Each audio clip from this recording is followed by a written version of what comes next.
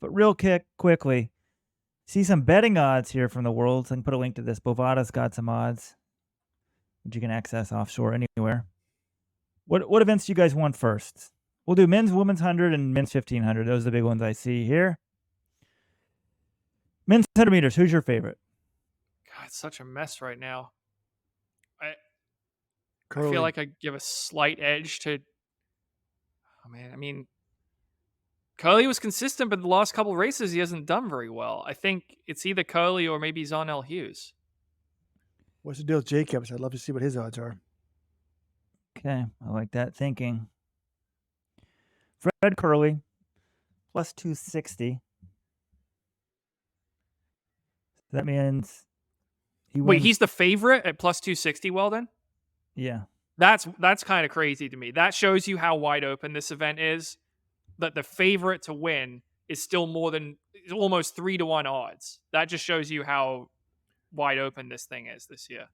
Please don't say plus 260. Nobody knows what that means. People know what that means. If you're interested in base, yes. Well, Robert, if you're interested in betting, you know what plus 260 means. The average person is like me. They're interested in betting. They want it in percentages. That's a 27.8%. No. That's not the average person, Robert. I think you're John, way out. The average person is not a bettor. They're listening to the podcast. They want to know the percentages.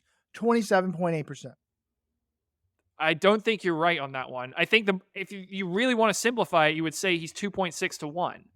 Like, I think that's how the average person might understand it, right? But plus 260 means if you bet $100, you would win 260. You win 360. You get your original 100 plus 260.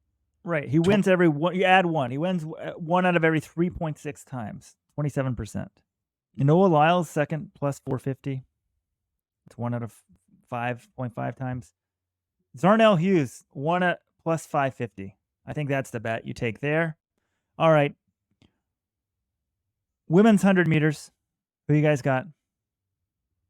It's probably 3 ways between Shericka Jackson. I mean, there's like 5 women who could win this race, but I mean, Shericka Jackson's the world leader. I'd probably have her as slight favorite over Sha'Carri and Shelly-Ann Fraser-Pryce, but maybe Shelly-Ann, because she's the defending champion, maybe she gets a bump. So yeah, she's like even money, Shelly-Ann, which is crazy. Shericka plus 500, Sha'Carri plus 550. That's like 1 out of 5, 1 out of 6. 550 is 15%. That's where the value is. My God. 500. Toulouse is second at plus 275. That seems crazy to me. And men's 1500. How many times that is? Jakob Ingebgrigtsen. What do you guys think his odds are to win it? I looked earlier, so I don't want to cheat on this one. Minus 300. 75% win rate is my guess.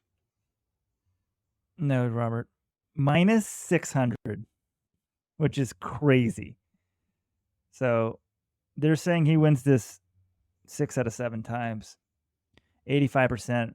I'm sorry, you don't bet that. Yarden Goose, 12 to 1. I mean, everyone else is pretty low odds. 12 to 1, 13 to 1.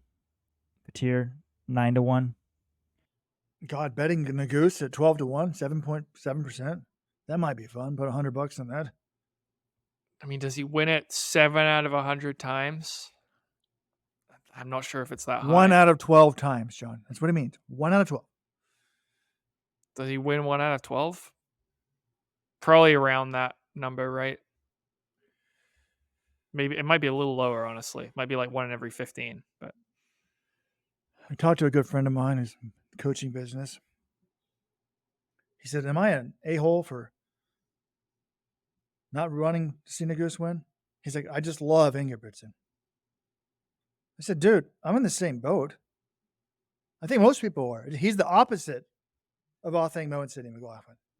He races all the time, all over the world, against anybody. So yeah, it's basically saying, is it un-American to root for Jakob over Yarden Goose? I mean, I won't be rooting for either of them since I don't root for anyone, but I can understand if you're a big Jakob, you're an like so you don't root. Even in deep in your soul, you don't root. Robert, I really do not care who wins the 1500 at Worlds. You're too much of a coward to admit that you root. No, Robert, when I was little growing up, I really didn't have an interest in rooting for specific athletes in individual sports. I was always a team guy. I can get behind a team. I like that, but like watching track and field, I'd be like, okay, I mean, I guess the people who win are interesting, but it's not like I would latch on and just say, oh, I'm a big fan of Bernard Lagat or Galen Rupp or Maurice Green or any of these people. It'd just be like, I mean, I'd usually just root for Great Britain at the Olympics. I wouldn't root for like one specific athlete unless it was Hayley Tullett, the former gym teacher at my school, Hobridge in England, who went to the 2000 Olympics and was a world championship medalist in the women's 1500. She was my sister's gym teacher, Robert. That one I would root for Hayley Tullett. No wonder track's not popular. People don't have anyone to root for. That's what I say. When you have a sporting match, you go and at least you win or you lose. Track, you can go and it's muddled. Even if you have one or two favorite athletes, one may have won, one may have lost. One PRs though, and they're still happy. Like, yeah, it was much easier for me as a fan. Just go to a sport. All right, root for I've the got some Patriots. inside gossip for you.